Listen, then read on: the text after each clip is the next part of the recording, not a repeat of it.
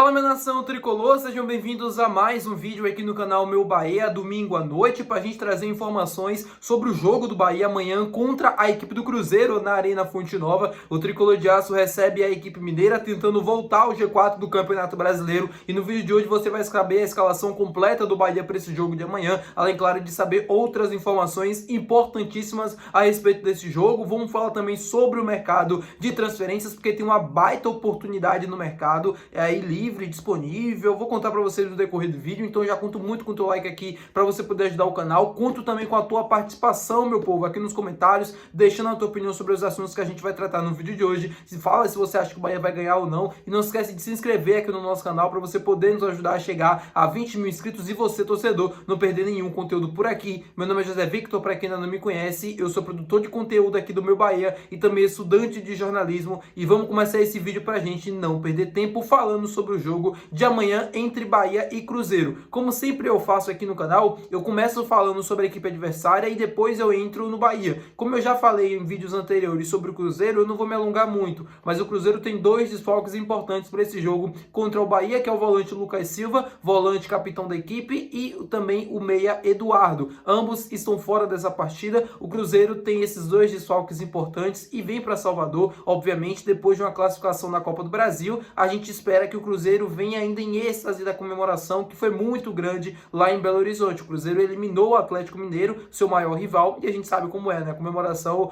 se estendeu por um tempinho, mesmo que não foi algo muito exagerado, algo que realmente complicasse a condição física dos atletas, mas é um Cruzeiro que vem classificado e tal, ainda, né, saboreando essa classificação diante do Atlético Mineiro, e isso, óbvio, que pode ajudar o Bahia. Pelo lado do nosso Tricolor de Aço, vamos trazer as informações. O Bahia tem uma série de desfalques para esse jogo, são 7 ao todo.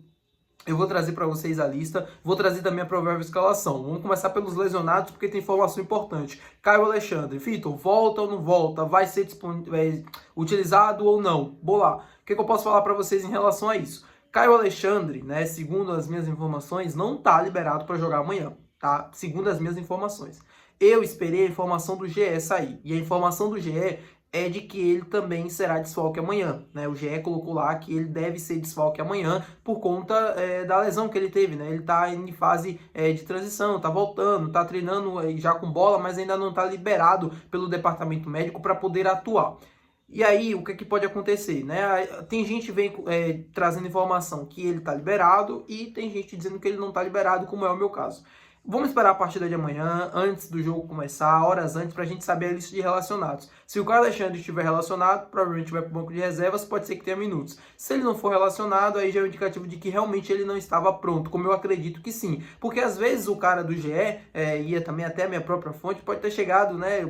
Posso ter perguntado, o cara do G pode ter perguntado, e aí qual é a situação dele, e ele vai jogar, não vai, e o cara do Bahia simplesmente fala, olha, ele não tem condições, ele não foi liberado pelo departamento médico, e aí é realmente o Rogério tentando manter ali um sigilo, né, a respeito dessa informação, para que não vaze, para que o Cruzeiro não use isso, não tenha uma vantagem em saber se ele vai jogar ou não, já que o Caio Alexandre é uma peça fundamental desse time do Bahia. Isso pode ter acontecido, não é garantido, mas pode ter acontecido, porque aí cria uma esperança de que ele pode jogar amanhã, apesar de eu acreditar que essas chances são mínimas do Caio Alexandre estar em campo amanhã. É o Bahia tentando se recuperar depois de uma derrota muito sofrida para a equipe do Fluminense por 2-0 no Maracanã na última quarta-feira, que eliminou o nosso Bahia da Copa do Brasil. Então o Bahia precisa dar a volta por cima nesse jogo em casa, diante da sua torcida, jogo muito importante de Campeonato Brasileiro. O Bahia não vai poder contar também com o volante Eric, com o zagueiro Canu, com o Juan Pablo, com o Ademir, com o Eric Pulga e também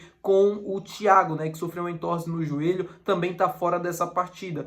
Acho que eu falei o nome do Canu, né, também tá fora. Enfim, o Bahia tem uma série de desfalques. E aí, na provável escalação, a gente tem Ronaldo no gol. Sim, Ronaldo deve ser mantido como goleiro titular no jogo de amanhã. Aí você me pergunta, Vitor, mas e o João Paulo? Bom, a desculpa vai ser que ele não tem ritmo de jogo, mas se ele não colocar, se o cara não entrar em campo, ele nunca vai conseguir jogar, né? Então ele nunca vai conseguir ter ritmo de jogo. Enfim, são escolhas do Rogério. Eu acredito que seja o Ronaldo amanhã. Na lateral direita, Gilberto, Santiago Arias já está disponível, inclusive, treinou normalmente com o grupo, né? Desde que ele chegou da convocação que ele foi, né, lá para a Colômbia, e ele treinou normalmente, tá tudo certinho com ele, pode ser utilizado amanhã. Na zaga, David Duarte, Santiago Mingo, Luciano Juba, Acevedo, Jean Lucas, Everton Ribeiro, Michel Araújo ou Cauli. À frente, Sanabria, William José. Deve ser o escolhido para o ataque do Bahia e esse deve ser o provável time do Bahia em campo amanhã diante da equipe do Cruzeiro lá na Arena Fonte Nova. E aí, gostaram, não gostaram? O que é que vocês acharam da escalação? Eu gostei. O Cauli pode jogar no lugar ali do Michel Araújo. Não acredito que ele vá utilizar o Kaique e o Sanabria juntos, porque são dois jogadores de velocidade, né? São dois jogadores com características bem semelhantes, então se ele utiliza os dois no banco de reservas, ele não vai ter nenhum jogador de velocidade para colocar no segundo tempo, então eu entendo essa escolha de um ou outro.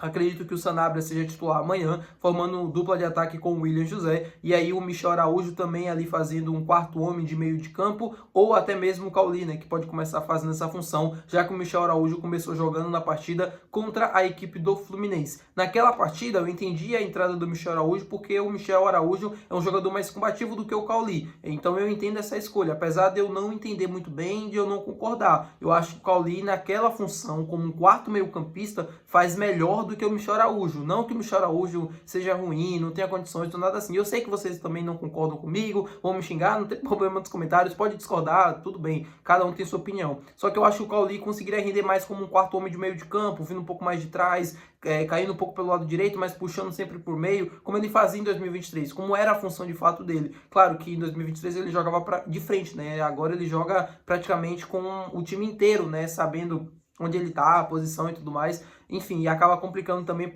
para ele, né, porque o adversário consegue marcar melhor, mas enfim, e vamos aguardar a escalação amanhã para ver se de fato vai se confirmar, e aí a gente vai conseguir ter uma noção melhor do que pretende o Rogério Ceni pro jogo. Falando sobre o mercado de transferências, meu povo, queria trazer para vocês a informação que eu trouxe alguns dias atrás, e complementando e atualizando aqui para vocês. Lembra que eu falei da situação do Marcos Leonardo e também do Renan Lodge? Pois é, Renan Lodge conseguiu a sua rescisão contratual, tá livre no mercado e pode assinar com qualquer equipe do futebol brasileiro. O Bahia tem Luciano Juba como lateral esquerdo, acho muito difícil o Bahia, por exemplo, contratar um outro lateral, nem faz sentido, isso nem passa pela cabeça do Cadu Santoro, mas é um jogador que está livre no mercado, poderia chegar para qualquer outra equipe agora, né? Ele conseguiu uma rescisão de justa causa após não ser inscrito no Campeonato Saudita. A mesma coisa o que busca o Marcos Leonardo, só que aí veio uma informação da ESPN de que é mais difícil, né, a situação do Marcos Leonardo. Eu até levantei a hipótese, né, levantei a ideia aqui no canal sobre ser uma oportunidade e tal, um jogador interessante, e de fato é um jogador interessante, 22 anos de idade, né, um cara que já tem passagens pelo Benfica, Al Hilal, um cara muito bem, assim,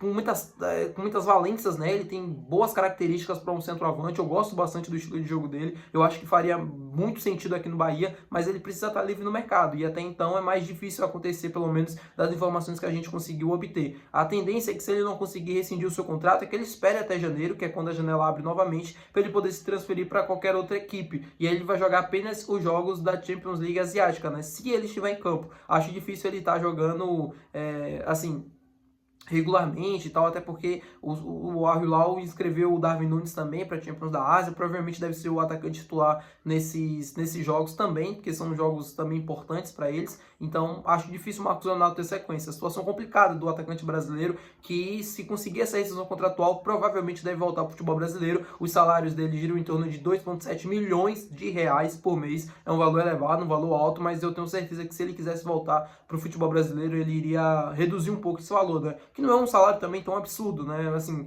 o Bahia tem salários que não chegam, obviamente, próximo a 3 milhões de reais, mas tem o Everton Ribeiro que ganha praticamente 2 milhões de reais aqui no Bahia. É algo próximo a isso, né? Somando todos os seus vencimentos. E o Marcos Leonardo, óbvio, né? É um jogador interessante, um jogador com boas características, um cara fazedor de gols, que poderia fazer muito sentido nesse Bahia aqui ainda em 2025, tá bom, meu povo? Vamos ficar de olho nessa situação ainda. Claro que a prioridade dele deve ser o São Paulo, por ser o time do coração, mas o Bahia entrando no negócio, né? Fazendo uma proposta, abordando o atleta com um contrato que seja realmente bom para ele, isso pode mudar. A vontade dele de ir para São Paulo pode completamente mudar, né? Para ele poder pensar nessa proposta do Bahia. Tá bom, meu povo? Muito obrigado por você ter assistido esse vídeo. Se você gostou, não esquece de deixar o seu gostei, que é muito importante. Não esquece de se inscrever no nosso canal. Até o próximo vídeo. Valeu. Tchau.